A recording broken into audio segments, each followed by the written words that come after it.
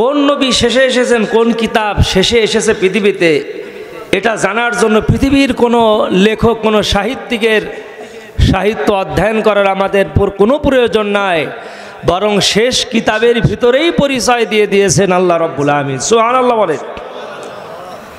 সূরা আহজাব 33 নম্বর সূরা আহজাবের 40 নম্বর আয়াতে আল্লাহ রাব্বুল আমিন বলেছেন শেষ নবীর পরিচয়। কোরআনুল কারীম বলছি, আল্লাহ রাব্বুল আমিন বলেন, মা কানা মুহাম্মাদুন আবা আহাদিম মির রিজালিকুম ওয়ালাকিন রাসূলাল্লাহি ওয়া খাতামান নাবিয়্যিন ওয়া কানাল্লাহু বিকুল্লি শাইইন আলিমা। জোরে বলেন সুবহানাল্লাহ। আল্লাহ রাব্বুল আমিন বলে দিলেন, আমার নবী মুহাম্মদ তোমাদের কোনো ব্যক্তির পিতা না, বরং তিনি হলেন আমি আল্লাহর রাসূল এবং তিনি হলেন শেষ নবী। এই শেষ নবীর আলোচনা মাঝে মাঝে করা দরকার, কারণ এই পৃথিবীতে বর্তমানে ভণ্ড নবীর আবির্ভাব ঘটেছে এবং সেই ভণ্ড নবীর অনুসারীও আমাদের দেশে আছে।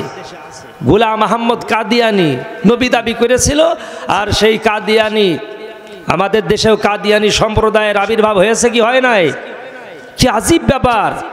এই মানুষগুলো জীব জানোয়ারের চাইতেও নিকৃষ্ট, যেখানে আল্লাহ সূরা এই যে আহজাবে 40 নম্বর আয়াতে বলে দিলেন এ নবী শেষ নবী, এরপরে আর কারো নবী আসবে না।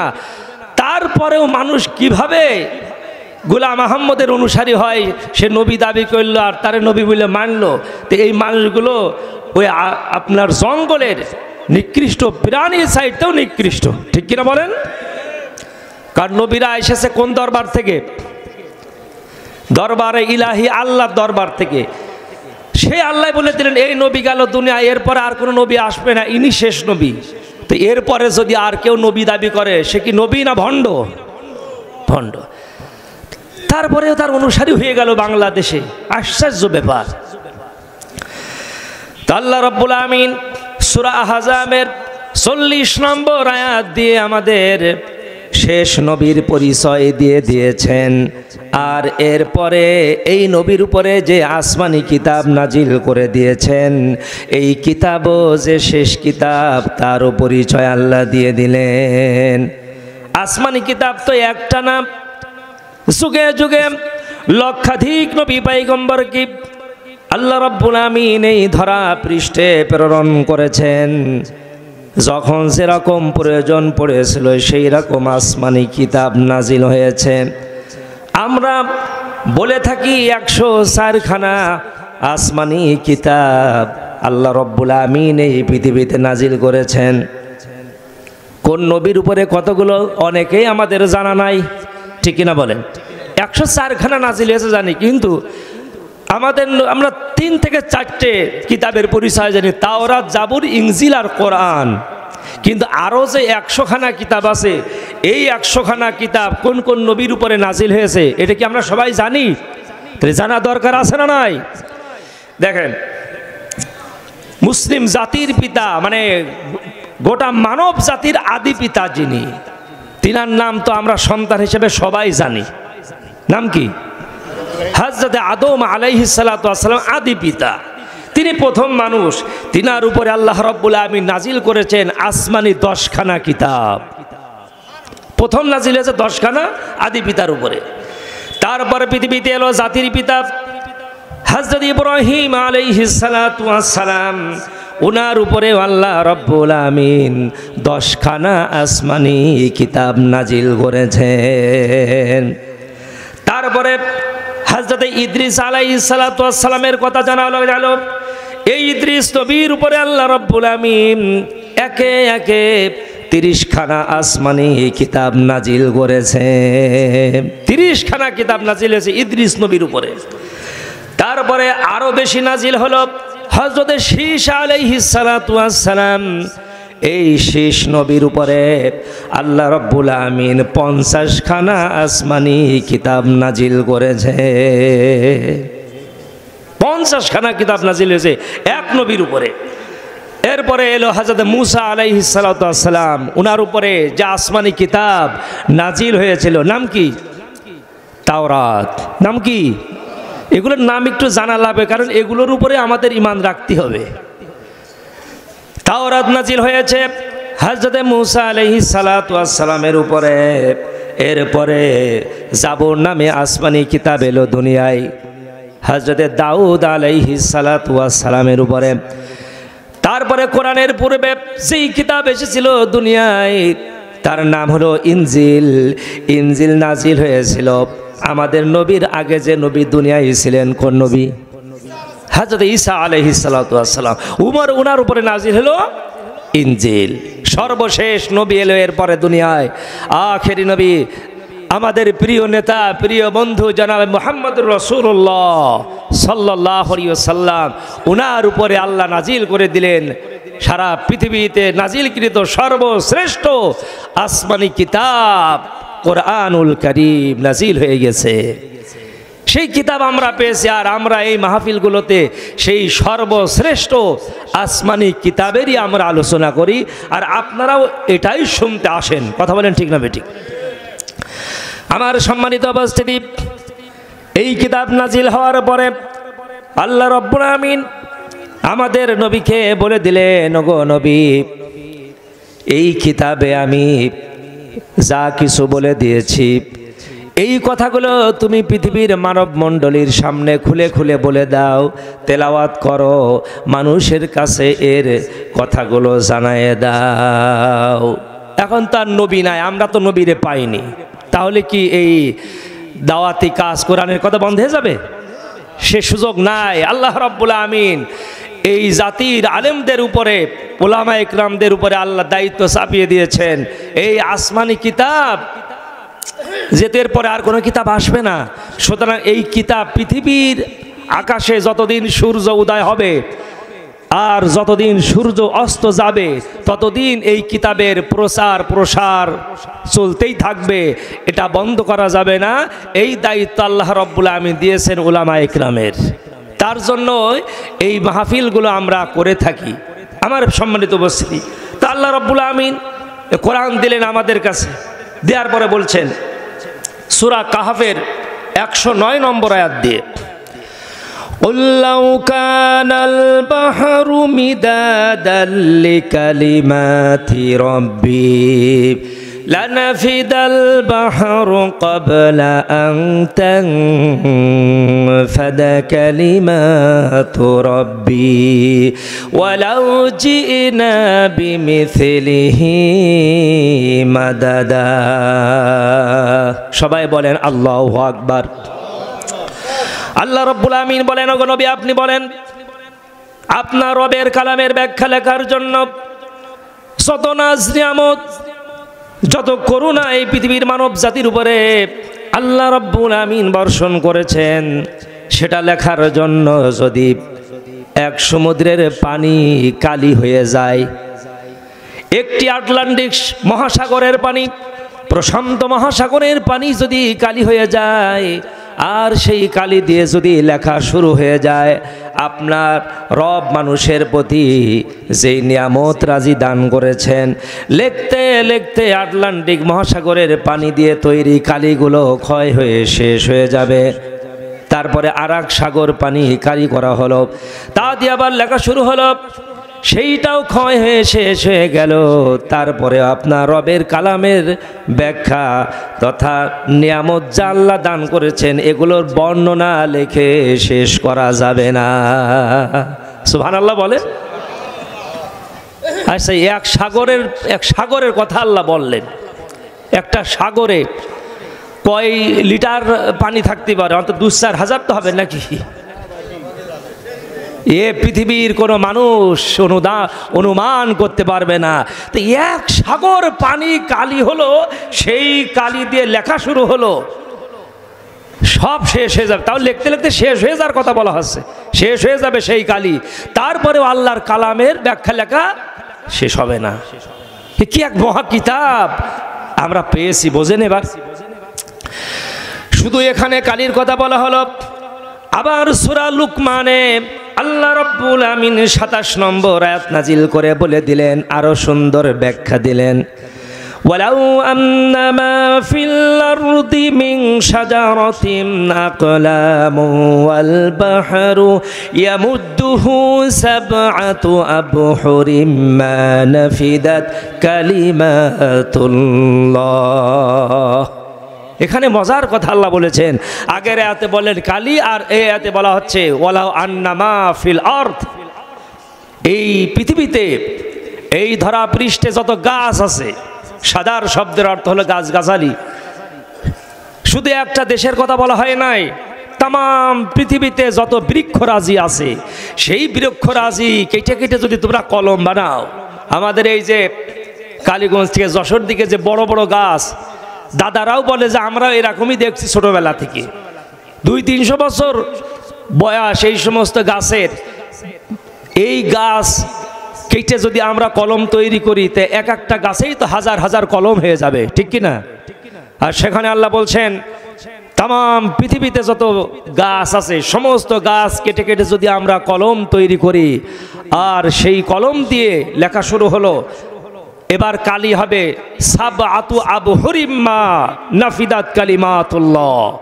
7 সমুদ্রের কথা বলা আছে, 7টি প্রশান্ত মহাসাগরের পানি কালি হলো, আর এই সারা পৃথিবীর গাছ কেটে কেটে কলম বানানো হলো, তাই দিয়ে লেখা শুরু হলো। লিখতে লিখতে এটাও শেষ হয়ে যাবে, কিন্তু আল্লাহ রাব্বুল আমিনের নিয়ামত রাজির কথা লিখে শেষ করা যাবে না। এ কি সাধারণভাবে আমাদের ব্রেনে ধরা কথা? কিন্তু বিশ্বাস করতে হবে, যেহেতু তো কোরআনের এই কথাগুলো বলে দিয়েছে কে, সেজন্য সুললিত কণ্ঠে বাংলাদেশের ছেলেরা বলে, যদি লিখতে শুরু করি কলম কালি হবে শেষ, যদি গাইতে শুরু করি হৃদয়ের সুর হবে সে, ফোরাবে না তোমার প্রশংসা সে, তবু ফোরাবে না তোমার প্রশংসা সে, যদি লিখতে শুরু করি। কত মহান তুমি, কত মহিয়ান, তুলনা তোমার হয় না। ভুবন জুড়ে আমি দেখি শুধু, দেখি তোমার করুণা। কত মহান তুমি, কত মহিয়ান, তুলনা তোমার হয় না। ভুবন জুড়ে শুধু দেখি আমি, দেখি তোমার করুণা। আকাশে বাতাসে সাগরে নদীতে তোমার রহম ঝরে অবিরাম, যদি লিখিতে শুরু করি কলম কালি হবে শেষ, যদি গাইতে শুরু করি। কথা বলেন ঠিক না বেঠিক? কোরআনের কথাকে সুরের মাধ্যমে আমাদের দেশের ছেলেরা এভাবে করে মানুষকে জানিয়ে দিয়েছে। তো সম্মানিত উপস্থিতি, তো আমরা যে কিতাব তাহলে পেলাম, সর্বশ্রেষ্ঠ আসমানি কিতাব, সেই কিতাব আজ আমাদের কাছে বর্তমানে আছে। কিন্তু দুর্ভাগ্যজনক হলেও সত্য, কোরআন থেকে পৃথিবীর মানব জাতি আমরা যেই উপকার নেওয়া দরকার ছিল, আমরা সেই উপকারটা নিচ্ছি না। কারণ মানব জাতির কাছে এই কোরআন রয়েছে অবহেলার পাত্রে, ঠিক কিনা বলেন? প্রত্যেক দিন আমরা কয়জন মুসলমানে কোরআন পড়ছি? কোরআনের সংস্পর্শে আমরা কয়জন আছি? আমার সম্মানিত উপস্থিতি, কোরআন নিয়ে আমরা গবেষণা না করলে কি হবে? এই কোরআন নিয়ে পৃথিবীর কাফের বেঈমানেরা এই কোরআনের ব্যাপারে তারা গবেষণা করেছে, গবেষণা করে কোরআনের বিরুদ্ধে কথা বলছে, মুসলমানদের কাছে চ্যালেঞ্জ দিয়ে দিচ্ছে। আমরা আমাদের কোরআন নিয়ে যতটুকু না ভাবি তার চাইতে আমাদের বিরোধী শক্তিরা কাফের বেঈমানিরা অনেক বেশি এগিয়ে। কিন্তু তাদের চিন্তা গবেষণা তো ভালোর জন্য নয়, ঠিক কি না? মুসলমানদের ক্ষতি করার জন্য কোরআনের নির্ভুলতার বিরুদ্ধে তাদের অবস্থান। তার প্রমাণ দেখেন, অর্থিস নামের একজন খ্রিস্টান, অর্থিস, আর আলী নামের একজন মুসলমান, এই দুইজনের সাথে একবার আলোচনা চলছিল। তো আলী খ্রিস্টান অর্থিসকে বলল, 1985 সালের 15ই ডিসেম্বর ইংল্যান্ডের দি রয়্যাল আলবার্ট হলে মুসলমান পণ্ডিত আহমদ দিদাত আর আরবের এক খ্রিস্টান পাদ্রী, তার নাম হলো আনিস সরস, এই দুজনের মধ্যে বাহাস হয়েছিল। সেই বাহাসের বিষয়বস্তু ছিল যিশু কি ঈশ্বর, এই ব্যাপারে বাহাস হলো। বাহাসের শেষ পর্যায়ে গিয়ে আরবের খ্রিস্টান পাদ্রী আনিস সরস সে বলল, আমি এই ব্যাপারে মুসলমানদেরকে প্রতিদ্বন্দ্বিতা করতে আহ্বান জানাচ্ছি যে তোমাদের যে কোরআন তোমরা বলো নির্ভুল কোরআন, এই কোরআনের 75% কথা বাইবেল থেকে নকল করা হয়েছে। বলেন নাউযুবিল্লাহ। এই কথাটা বলতে গিয়ে আমার মনে হয়, আচ্ছা বলি, আমরা পুতা ছেলের জন্ম হয় আগে নাকি দাদার জন্ম হয় আগে? সবাই বলেন। পুতা ছেলে যদি দাদারে অস্বীকার করে তো ওর কিছু থাকে? আগে দাদা, এরপর পিতা, এরপরে তো আমি। কবে কোরআন নাজিল হয়েছে? কতদিন পূর্বে। আর বাইবেল তো সেদিন নাজিল তৈরি হলো। কোরআন হলো আসমানি কিতাব, আল্লাহর কিতাব। বাইবেল কি আল্লাহর কিতাব? বাইবেল তো মানব রচিত।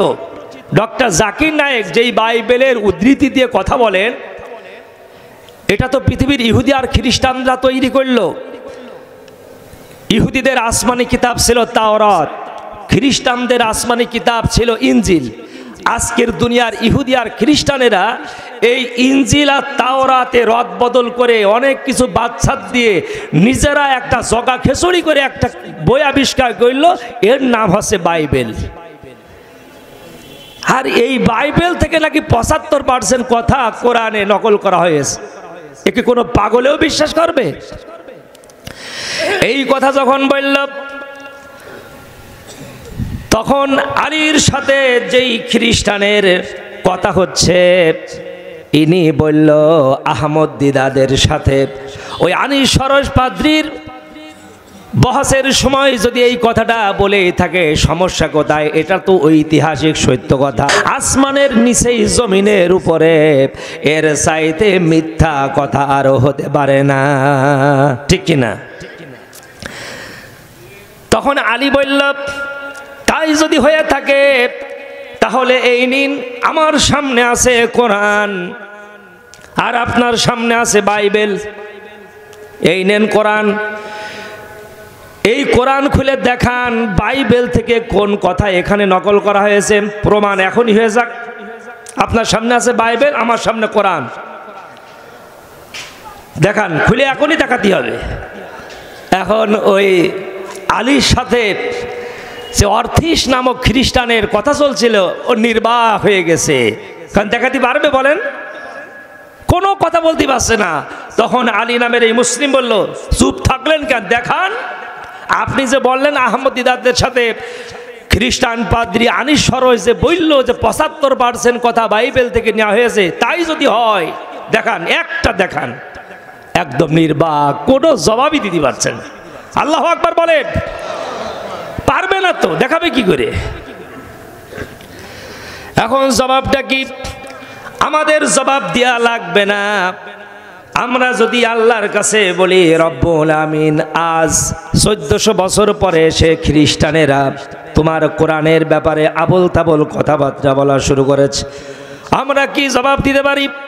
আল্লাহ রব্বুল আমিন 32 নম্বর সূরা সিজদা 2 নম্বর আয়াতে বলে দিলেন, তানজিলুল কিতাবি লা রাইবা ফীহি মির রাব্বিল আলামিন। জোরে জোরে বলি আল্লাহু আকবার।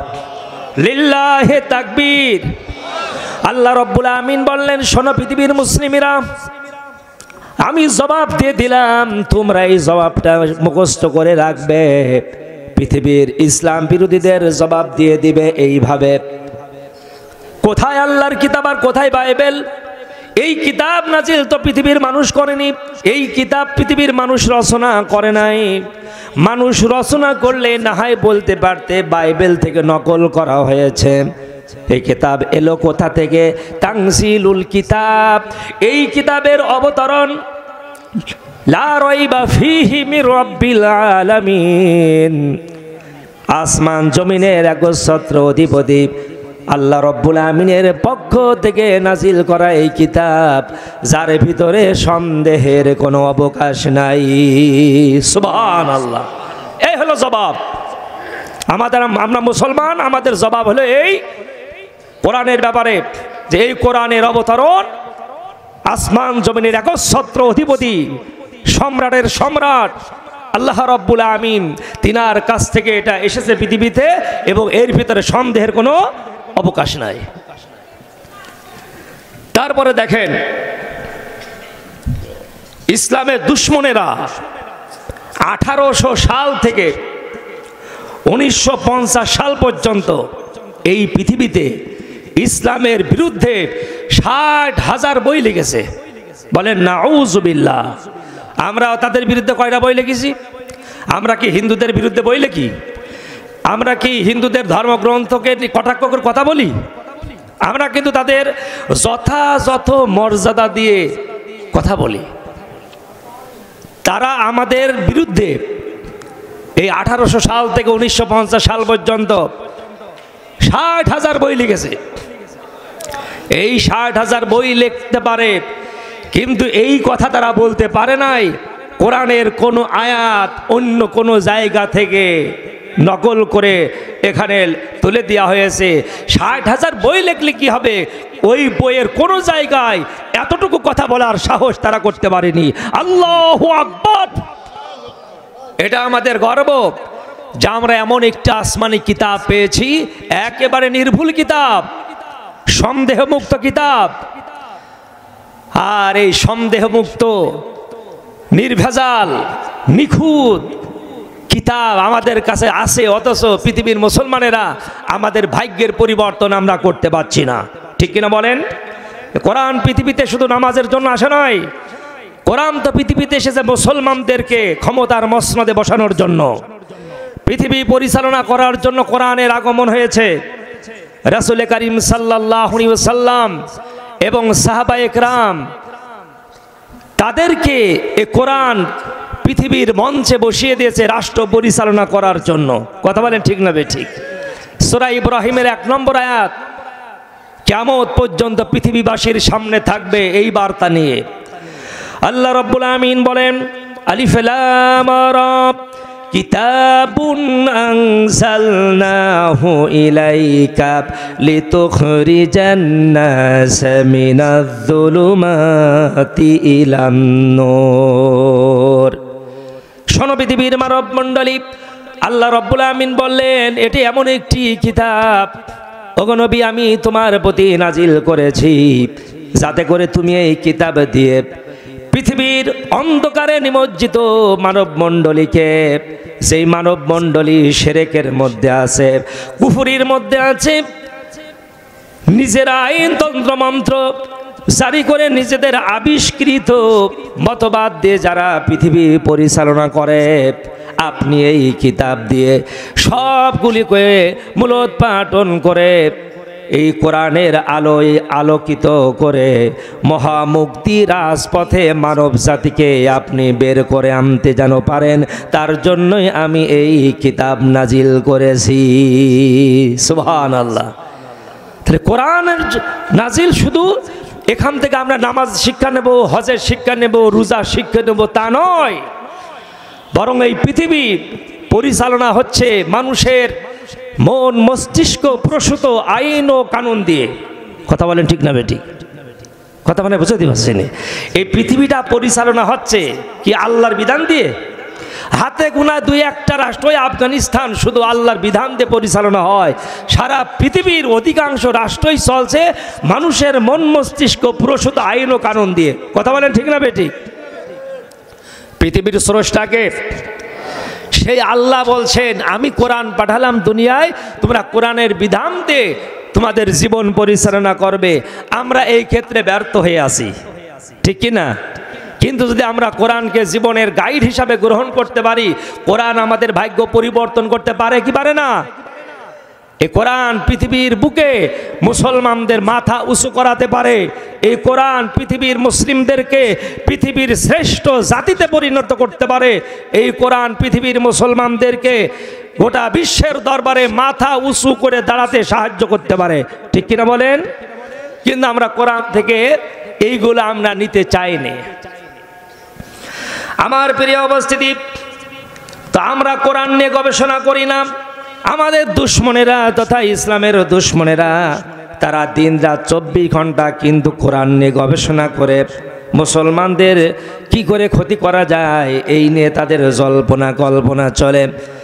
যেই কোরআন নিয়ে তারা সন্দেহ সংশয় প্রকাশ করল, মিথ্যা একটা কথা বলল যে বাইবেল থেকে নকল করা হয়েছে, আল্লাহ রাব্বুল আমিন একবার জবাব দিলেন সূরা সিজদার 2 নম্বর আয়াত দিয়ে, আবার বলছেন 69 নম্বর সূরা হাক্কাব 40 নম্বর আয়াতে আল্লাহ রাব্বুল আমিন বলেন, ইন্নাহু লাকাউলু রাসূলিন কারীম, নিশ্চয় কোরআন একজন সম্মানিত রাসূলের আনিত বাণী। এখানে সম্মানিত রাসূল বলে আমাদের নবীকে বোঝানো হয় নাই, সম্মানিত রাসূল বলতে হযরত জিবরাইলকে বোঝানো হয়েছে। জিবরাইল রসুল, রসুল অর্থ কি? বার্তাবাহক। রসুল অর্থ হল বার্তাবাহক। কোরআন সম্মানিত রাসূলের আনিত বাণী, মানে সম্মানিত ফেরেশতা জিবরাইল বহন করে এনেছে কোরআন। তারপরে বললেন, ওয়ামা হুয়া বিকাউলি শাইরিন কলিলাম মা তুমিনুন। আল্লাহ রাব্বুল আমিন আমাদেরকে জানাচ্ছেন কি দারুণ করে, এবং এটা কোনো কবির কালাম না। পৃথিবীর কোনো কবির কোনো বাক্য এই কোরআনের ভিতরে নাই। কারণ আরবে যখন কোরআন নাজিল হচ্ছিল, আরব ছিল কবির এলাকা। সাহিত্যের যুগে বিশ্বনবী যখন আগমন করেছিলেন পৃথিবীতে, ওই সময় মক্কা ছিল সাহিত্যের যুগ। মক্কায় বড় বড় কবিদের পদচারণা ছিল। সেই জন্য আল্লাহ বলছেন, এই কোরআন আমি নাজিল করেছি, এখানে কোনো কবির বাক্য নাই। সুবহানাল্লাহ বলেন। তারপরে বললেন, ওয়ালা বিকাউলি কাহিনিন কলিলাম মা তাযাক্কারুন। শোনো পৃথিবীর মানুষেরা, এবং এই কোরআন এটা কোনো জ্যোতিষীর বাক্য না। এই কোরআনের ভিতরে কোনো জাদুকরের কোনো কথা নাই। তাহলে এই কোরআনটা কি? আল্লাহর কাছে যদি আমরা বলি, আল্লাহ এখানে কোনো কবির কথা নাই, কোনো জ্যোতিষীর কথা নাই, তাহলে এটা কি? কোথা থেকে এলো? তানজিলুম মির রাব্বিল আলামিন। এই কোরআন এলো, এই কোরআনের অবতরণ তোমাদের পালনকর্তা যিনি রব্বিল আলামিন, সমস্ত জগতের পালনকর্তা, আল্লাহর কাছ থেকে অবতীর্ণ হলো এই কিতাব। সুবহানাল্লাহ। তাহলে যে কোরআনের মাহফিলে আমরা শুনতে আসি, এই কোরআনের ব্যাপারে আমরা এটা আজ জানতে পারছি। প্রাণের উপস্থিতি, আরো আশ্চর্য কথা শোনেন, অমুসলিমরা কোরআনের বিকৃত অনুবাদ ছাপাচ্ছে আমাদেরকে বিভ্রান্ত করার জন্য। আর তাদের অনুবাদটা যদি ভুল, এটা যদি আমরা ধরতে পারি, বুঝতে পারি, তার জন্য আমাদের দরকার হলো কোরআনের জ্ঞান শিক্ষা করা, ঠিক কিনা বলেন? আমরা যদি আরবি কোরআন তো অনেকে বাংলায় পড়ছে, কোরআন কি বাংলায় পড়া জিনিস? বাংলায় তো শুদ্ধ হয় না। কোরআন পড়তে হবে আরবিতে, অর্থ করবা আমার মাতৃভাষা বাংলা, বাংলায়। অমুসলিম বিবৃতিজীবীরা তারা আজকে এই কোরআনের ভুল অনুবাদ ছাপাচ্ছে। এখন আমি যদি ভুল ধরতে চাই, তাহলে আমাকে আগে কোরআনের আরবিগুলো শিখতে হবে, আরবি ভাষা শিখতে হবে, তখন আমার সামনে যদি কেউ একটা ভুল অর্থ করে আমরা ধরতে পারবো। সুতরাং প্রত্যেকটা মুসলমান নারী পুরুষের কোরআনের জ্ঞান শিক্ষা করা ফরজ, যেহেতু কাফেররা কোরআনের ভুল অনুবাদ ছাপিয়ে আমাদের ভিতরে ছেড়ে দিচ্ছে বিভ্রান্ত করার জন্য। কথা বলেন ঠিক না ঠিক? এটা প্রকাশ হলো কবে? সৌদি আরবের পত্রিকায় ছাপানো হলো একবার যে ইহুদিরা কোরআনের ভুল অনুবাদ ছাপাচ্ছে। 2001 সালে 19 এপ্রিল সৌদির গেজেটের খবরে প্রকাশ, ইসরায়েলের ইহুদিরা তারা মুসলমানদের কোরআনের ভুল অনুবাদ করছে। সেই অনুবাদটা তুলে দেওয়া হলো, সূরা ফাতিহার অনুবাদ। আল্লাহ কি বলেছে আমরা কি জানি আর তারা কি করেছে দেখেন। যেই সূরা ফাতিহা ছাড়া আমরা নামাজ পড়তে পারি না, আছে কোনো রাকাত? সূরা ফাতিহা ছাড়া কোনো রাকাত আছে? আমরা বলে থাকি আলহামদুলিল্লাহি রাব্বিল আলামিন, সবার মুখস্থ আছে না নাই? তো একবার পাঠ করি সব হবে আলহামদুলিল্লাহি রাব্বিল আলামিন। সবাই তো মনে হয় পড়া হয়নি, পড়েছেন সবাই? বলেন দিন, সবাই মনে হয় পড়তে পারেননি। প্রতিটা হরফে কতটা নেকি হবে? 10 নেকি। এর নেকির দাম কত বুঝতে পারছেন? যে লোক একটা ভোটে ফেল করে সে ভোটের রেজাল্টের পরে বোঝে যে একটা ভোটের দাম কত। কিয়ামতের দিন একটা নেকির অভাবে জাহান্নামে যখন মানুষ যাবে তখন বুঝবে নেকি কারে বলে। এখন নেকি চোখে দেখা যায় না, ধরা যায় না, এই জন্য বুঝতে পারছি না। কিন্তু যেদিন নেকির অভাবের কারণে মানুষকে জাহান্নামে যাওয়া লাগবে সেই দিন মানুষ বুঝবে নেকি কি জিনিস। আমার সম্মানিত উপস্থিতি, আল্লাহ রাব্বুল আমিন এই আহলে কিতাবদের বললেন যারা কোরআনের ভিতরে ভুল অনুবাদ করছে তাদের দিকে আল্লাহ বলেছেন ইয়া আহলাল কিতাবি লিমা তালবিসুনাল হক বিল বাতিল ওয়া তাকতুমুনাল হক ওয়া আনতুম তা'লামুন। হে আহলে কিতাবরা, আহলে কিতাব কাদের বলা হয়? আমি বাইতুল আমানে বহুবার বলে দিয়েছি, আহলে কিতাব বলা হয় ইহুদি আর খ্রিস্টান, দুই জাতিকে বলা হয় আহলে কিতাব।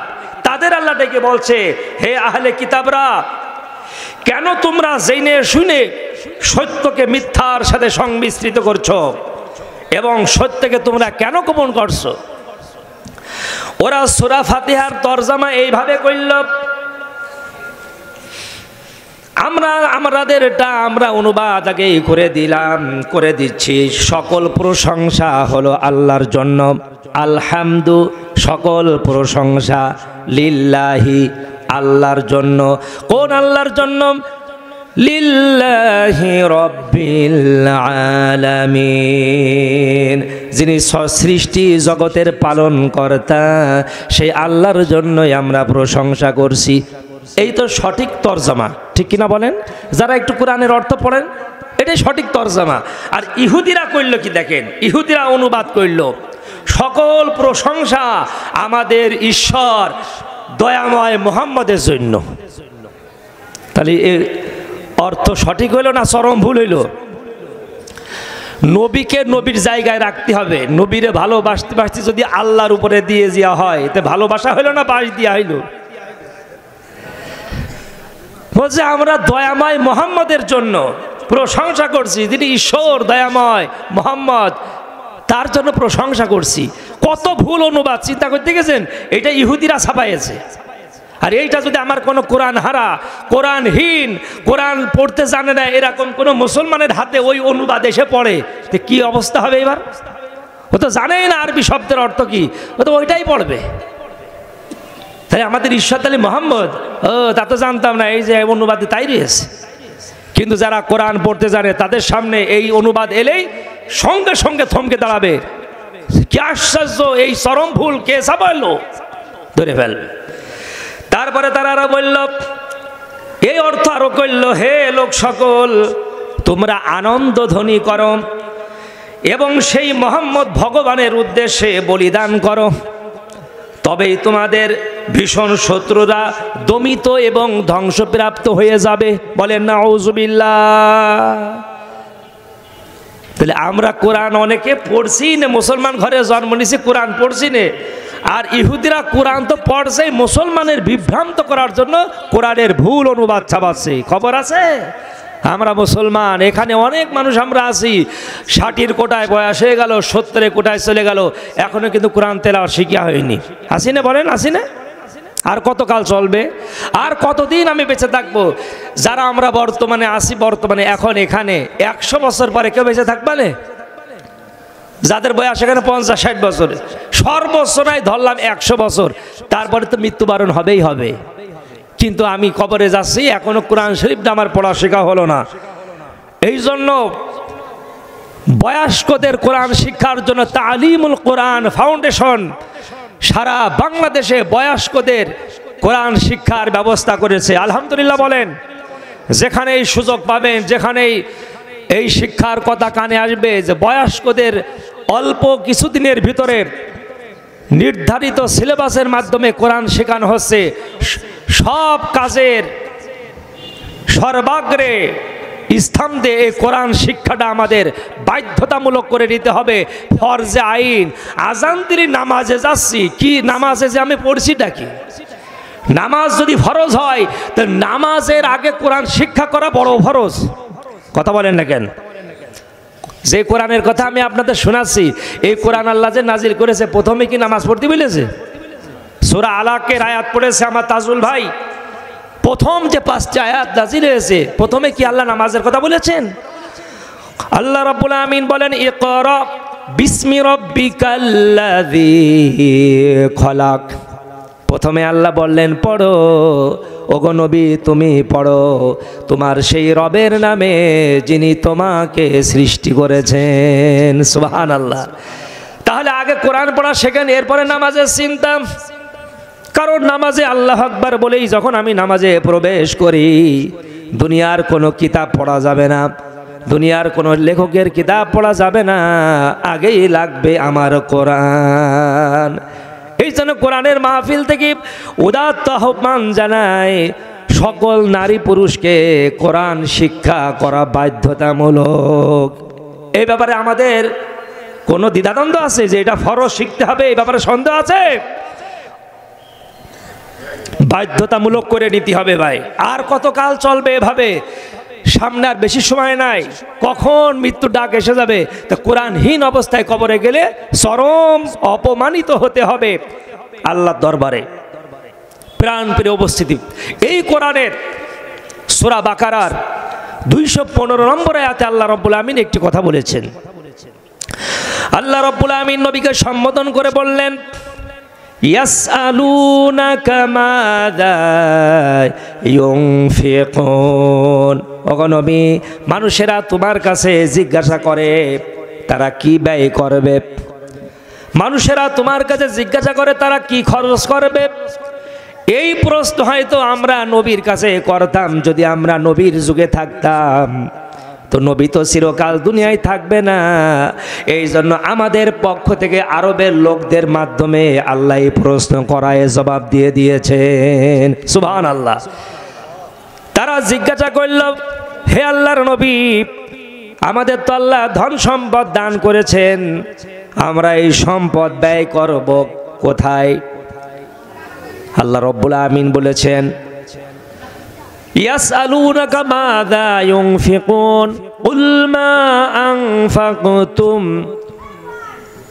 তুমি বলে দাও মিন খয়রিন, ওগো নবী তুমি বলে দাও তোমরা উত্তম থেকে উত্তম সম্পদ থেকে যা কিছু ব্যয় করবে সর্বপ্রথম তোমরা ব্যয় করবে ফালিল ওয়ালিদাইনি ওয়াল আকরাবিনা ওয়াল ইয়াতামা ওয়াল মাসাকিনি ওয়াবনিস সাবিল। জোরে জোরে বলি আল্লাহু আকবার। আল্লাহ রাব্বুল আমিন বললেন, ওগো নবী বলেন তোমরা তোমাদের উত্তম ধন সম্পদ ব্যয় করবে যাদের পিছনে।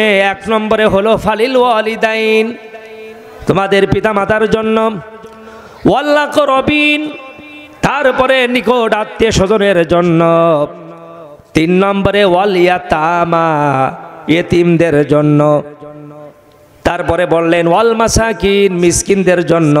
5 নম্বরে ওয়াবনিস সাবিল, অর্থাৎ মুসাফিরের জন্য। এই 5-এর ভিতরে আজ আমরা যেই মাদ্রাসার মাহফিলে এসেছি তারা আছে না নাই? ইয়াতামা, ইতিমের বহু বছর ইয়াতামা, ইতিমদের পিছনে তোমাদের সম্পদ ব্যয় করো। নির্দেশটা কে দিলেন? সবাই বলছে না যে এত সময় তো হুজুরির ওয়াজ হচ্ছিল এক কায়দায়, এইবার তো পকেটে হাত দিতেই হবে না। এতিমখানার মাহফিলে যখন আমরা এসেছি এই চিন্তা সবারই আছে যে এতিমদের পোশাকের পিছনে, তাদের খাদ্যের পিছনে আমাদের টাকা খরচ করা বিরাট পুরস্কারের কথা। কথা বলেন ঠিক না বেঠিক? আল্লাহ রাব্বুল আমিন এই কোরআনের অসংখ্য জায়গায় তাদের কথা বলে দিয়েছেন। নবী করিম সাল্লাল্লাহু আলাইহি ওয়াসাল্লাম সুসংবাদ দিয়ে গেলেন, কেউ যদি এতিমের সাহায্যকারী হয়ে যায়, এতিমের লালন পালনকারী হয়ে যায়, এতিমের খোরাকের ব্যবস্থা করে দেয়, কাপড়ের ব্যবস্থা করে দেয়, কিতাবপত্রের ব্যবস্থা করে দেয়, আর একটা এতিম যদি প্রতিষ্ঠিত হয়ে যায়, ওই এতিমের অভিভাবক আর আমি নবী দুটি আঙ্গুল দিয়ে দেখালেন এরকম পাশাপাশি থাকব। সুবহানাল্লাহ বলেন। আমার প্রিয় উপস্থিতি, কিয়ামতের ময়দানে এক শ্রেণী মানুষ জাহান্নামে যাবে শুধুমাত্র এতিমদের খোঁজ খবর না নেওয়ার কারণে। সূরা হাক্কায় আল্লাহ বলেছেন, খুযুহু ফাগুল্লুহু সুম্মাল জাহিমা সাল্লুহু। ثم الجحيم صلوه ثم في سلسلة ذرعها 70 ذراعا فاسلكوه إنه كان لا يؤمن بالله العظيم ولا يحض على طعام المسكين। আল্লাহ রাব্বুল আমিন ফেরেশতাদের বলবে, পাকড়াও করে একে, ধরো একে। যেমন থানা থেকে ওসি সাহেব ফোর্স পাঠিয়ে দেয়, অমুক গ্রামের অমুকের গ্রেফতার করে আনো, ধরে আনো। আল্লাহ রাব্বুল আমিন কিয়ামতের দিন ফেরেশতাদের বলবে, ধরো একে, পাকড়াও করে গ্রেফতার করো। বলার সঙ্গে সঙ্গে জাহান্নামের প্রাচীর, জাহান্নামের সমস্ত কীটপতঙ্গগুলো তারে ধরার জন্য তেড়ে যাবে। আল্লাহ বলছেন, ওদের ধরে আনো, গলায় শিকল পরিয়ে টেনে টেনে নিয়ে আসো, জাহান্নামের মধ্যখানে রেখে দাও। আর 140 হাত 70 গজ অর্থাৎ 140 হাত শিকল দিয়ে বেঁধে রাখো। অপরাধটা কি? ইন্নাহু কানা লা ইউমিনু বিল্লাহিল আযীম ওয়ালা ইয়াহুদ্দু আলা তাআমিল মিসকিন। এদের অপরাধ, এরা মহান আল্লাহর প্রতি বিশ্বাসী ছিল না, আর এতিমদের মিসকিনদের খাবার দানে উৎসাহিত করে নাই। এই জন্য এদের পাকড়াও করো। এদের এরা অবস্থাশালী ছিল, আশপাশে এতিম ছিল, তাদের খোঁজ খবর নেয়নি, এদের পাকড়াও করতে হবে। দেখুন এই পৃথিবীতে ঘটে যাওয়া একটা ঘটনা, ইউফ্রেটিস নদীর পূর্ব দিকে অবস্থিত সিরিয়ার একটি শহরের নাম হচ্ছে রাকা। এই রাকা শহর থেকে, রাকা শহরের যিনি ছিলেন বিচারপতি, 1 মাস ভীষণ অসুস্থ হয়ে পড়লেন। রাষ্ট্রীয় বিচার কার্য স্থবির হয়ে পড়ল।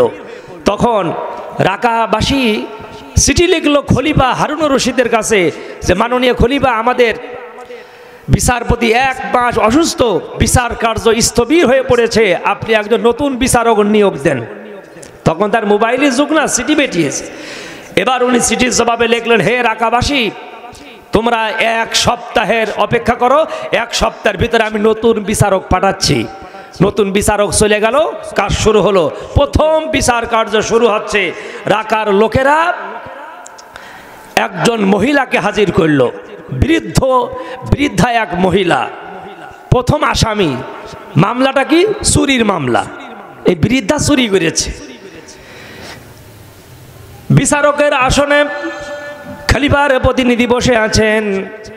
জিজ্ঞাসা করলেন, এই মহিলা আসামি কেন, কিভাবে হলো?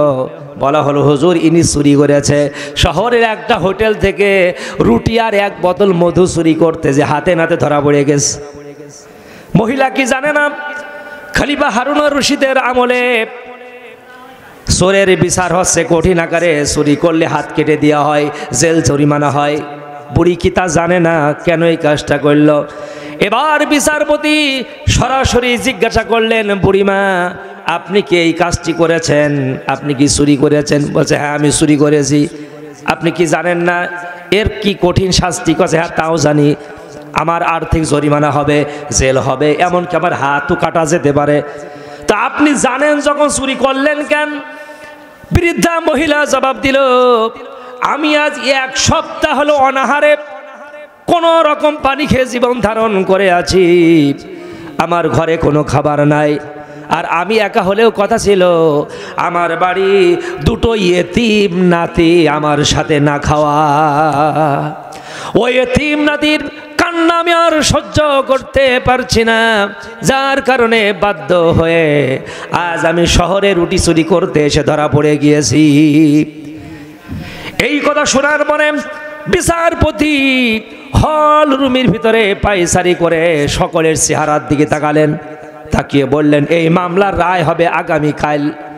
তিনি রাজপ্রহরীকে বললেন শহরে সংবাদ ছড়িয়ে দাও, আগামীকাল সকালবেলায় নগর প্রধান, পুলিশ প্রধান, খাদ্য গুদাম প্রধান ইনারা এবং গোটা শহরের ধনাঢ্য ব্যক্তিরা, বড় লোকেরা সকলেই যেন হাজির থাকে, সবার উপস্থিতিতে এই মামলার রায় হবে। পরদিন যথাসময়ে লোকেরা হাজির, ওসি সাহেব আছে, শহরের মেয়র আছে, খাদ্যমন্ত্রী সব আছে। এবার বিচারপতি রায় প্রদান করল, এই চুরি মামলার রায় হলো 50টা বেতের বাড়ি, 50টা চাবুকির আঘাত খেতে হবে। মানুষ শুনে বলছে ওরে আল্লাহ, এই বুড়িতে এমনি বাঁচছে না, আরে 50 বাড়ি খাবেন কি করে? 50টা চাবুকির আঘাত, 100 টাকা জরিমানা অনাদায়ে, আরো জেল আছে। রায় হয়ে গেল। রায়ের পরে বিচারপতি উনার আসন থেকে এবার নেমে এসে ওই বৃদ্ধা মহিলার পাশে দাঁড়ালেন, দাঁড়িয়ে বললেন রাজপ্রহরীকে যে চাবুক আনো। চাবুক নিয়ে আসা হলো। এবার তিনি বললেন এই বৃদ্ধা মহিলা এবং এতিম শিশুরা আছে না খেয়ে আছে, খাদ্যের অভাবে চুরি করতে বাধ্য হয়েছে, এর জন্য 1 নম্বর দায়ী হলো খলিফা হারুনুর রশিদ। একটা রাষ্ট্রের একজন না খেয়ে মরলে 1 নম্বর দায়ী রাষ্ট্রপ্রধান। সুতরাং আমি খলিফার প্রতিনিধি হিসাবে এসেছি, এই 50টি চাবুকির আঘাত আগে আমার, এর ভিতরে 20টি আঘাত আগে খলিফার হাতে মারো। তা খলিফা তো নয়, আমি প্রতিনিধি, আমার হাতে মারো। কি বিচার দেখেন! রায় হয়েছে বুড়ি বিরুদ্ধে। রায়টা কোথায় প্রয়োগ হচ্ছে? যে কেন আজকে রাষ্ট্রপ্রধান একজন এতিমের খাবার পৌঁছায়নি, একটা বৃদ্ধা মহিলা খাদ্যের অভাবে খলিফার হোক। এইবার বলা হচ্ছে আমাকে যখন মারা হবে, রায়টা যেহেতু আমি দিয়েছি, কখনোই যেন দয়া দেখানো না হয়, সর্বশক্তি নিয়োগ করে মারা হোক। এবার চাবুক দিয়ে মারা হলো, 20টা আঘাত খলিফার প্রতিনিধির হাতে মারা হলো। এক একটা আঘাতে চামড়া ফেটে ঝরঝর করে রক্ত বের হচ্ছে। পকেট থেকে রুমাল বের হলো। একজন এগিয়ে এসে রুমাল দিয়ে হাত বেঁধতে যাবে, বলছে না বাধা লাগবে না। কেন? রুমালটা বেড়েছে, একটু পরেই জানা যাবে। তো চাবুকের আঘাত দেওয়ার কথা ছিল 50টি, হয়ে গেল কয়টি? কথা বলেন। আর আছে কতগুলো? 30খানা বাড়ি হবে। এবার তিনি বললেন যেই শহরে একজন গভর্নর থাকে, একজন মেয়র থাকে, আর সেই শহরে 2টো এতিম বাচ্চা না খেয়ে আছে, অনাহারে আছে, মেয়র সাহেব খোঁজ নিয়ে খাবার পৌঁছায়নি, এর জন্য মেয়রও দায়ী। এই প্রহরী 10টা মেয়রের লাগাও। এবার বিচারপতি আগেই 20টা খাইয়ে নিয়েছে, এবার তো ওনার হবে, 10টা ওনারে দেওয়া হলো, আর আছে 20টা। এবার বলল পুলিশ প্রধান, ওসি সাহেব কোথায়? আপনি কেন জনগণের খোঁজ খবর রাখেন না? কেন এরা অনাহারে রয়েছে, আপনি খাবার দেননি কেন? আপনিও দোষী। প্রহরী 10টা ইনাকেও দাও। তারপরে বলা হলো খাদ্য গুদাম প্রধান, খাদ্যমন্ত্রী, আপনি খাদ্যে দেখাশোনা করেন, অথচ এতিম শিশুরা না খেয়ে আছে, আপনি কেন তাদের খাবার পৌঁছায়নি? আপনিও দায়ী। শেষে 10টা উনারেও মারা হইল। 50টা হলো রায়, চাবুকের আঘাত, একটাও কি বুড়ির গায়ে পড়ল? সব নেতারা খাইল। এই বিচার বর্তমানে আছে? এবার বিচারপতি ওই যে রুমালটা বের করেছিলেন, রুমালটা এবার রাখলেন, নিজের পকেট থেকে 50টা রূপোর টাকা রাখলেন। জরিমানা হয়েছিল 100 টাকা, 100 দিনার। 50 টাকা নিজের পকেট থেকে রাখলেন। তারপরে বলেন ওখানে আর আছে কারা? শহরের বড় লোকেরা, শহরের ধনাঢ্য পুঁজিপতিরা আছে। বিচারপতি বললেন আপনারা যারা এখানে আছেন আপনারাও দায়ী, কেন এই বৃদ্ধা মহিলা আর এতিমদের বাচ্চা খাবার পায়নি? সুতরাং আপনাদের আর মাইনা জরিমানা প্রত্যেকে 10 দিনার করে এখানে রাখতে হবে। সুবহানাল্লাহ বলেন। এইবার টাকা দিতে দিতে স্তূপ হয়ে গেল, গুনে দেখা গেল 500 দিনার হয়ে গেছে। এবার সেখান থেকে জরিমানা হয়েছিল 100 টাকা। ওই 100 টাকা রাষ্ট্রীয় কোষাগারে রাখা হলো। আর 400 টাকার ভিতর থেকে 20 টাকা যে হোটেলতে রুটি চুরি করে ওই হোটেলে লাভ দিয়েছে, দিয়ে 380 টাকা বৃদ্ধা মহিলার হাতে বিচারপতি দিয়ে বললেন বুড়িমা এইটা হলো আপনার খোরাকি, আপনি এটা নিয়ে যান, আর আগামী মাসে আপনি খলিফার দরবারে আসেন, আপনার ওখানে কিছু রাষ্ট্রীয় ভাতার ব্যবস্থা করা হবে। আর খলিফা যেহেতু আপনার খাবার পৌঁছায়নি, আমি খলিফার প্রতিনিধি হিসাবে আপনার কাছে আমি মাপ চাচ্ছি, আপনি খলিফারে মাপ করে দিন। চলে গেল বিচারপতি দায়িত্ব পালন করে। যখন চলে গেছে, মহিলা পরের মাসে গিয়েছে খলিফার দরবারে, যেয়ে দেখে যে খলিফার কিছু চিনা চিনা লাগছে। ইনি যদি খলিফা হয়, আমার তো একটু চিনা চিনা লাগছে। আরও কাছে যে বুঝতে পারলেন ইনি যদি খলিফা হয় তাহলে সেই দিন আমার বিচার করলো কে? এই লোকটাই তো সেদিন আমার বিচার করলো, বলে যে খলিফার প্রতিনিধি এই লোকটাই তো দেখিলাম। এবার বৃদ্ধা মহিলা যখন গিয়েছে, তখন খলিফা হারুনুর রশিদ নিজের আসন থেকে উঠে এসে বলছে বুড়িমা সেই দিন আমি আপনাকে খলিফার প্রতিনিধি হিসাবে ক্ষমা চেয়েছিলাম, আজ আপন দরবারে ডেকে এনেছি। প্রজা মর্যাদাকে সমুন্নত রাখার জন্য আমি আপনার কাছে খলিফা হিসাবে আজকে ক্ষমা চাইব, এই জন্য আমি আপন দরবারে ডেকে এনেছি। সুবহানাল্লাহ বলেন। কি যুগ ছিল, আর কি বিচারপতি, আর কি শাসক ছিল, যে স্বয়ং রাষ্ট্রপ্রধান যে ওখানে মার খাচ্ছে, রায় দিয়ে তিনি মার খেলেন, হাতে সাজা নিলেন যে এতিমদের কেন আমরা খাবার দিতে পারি নাই।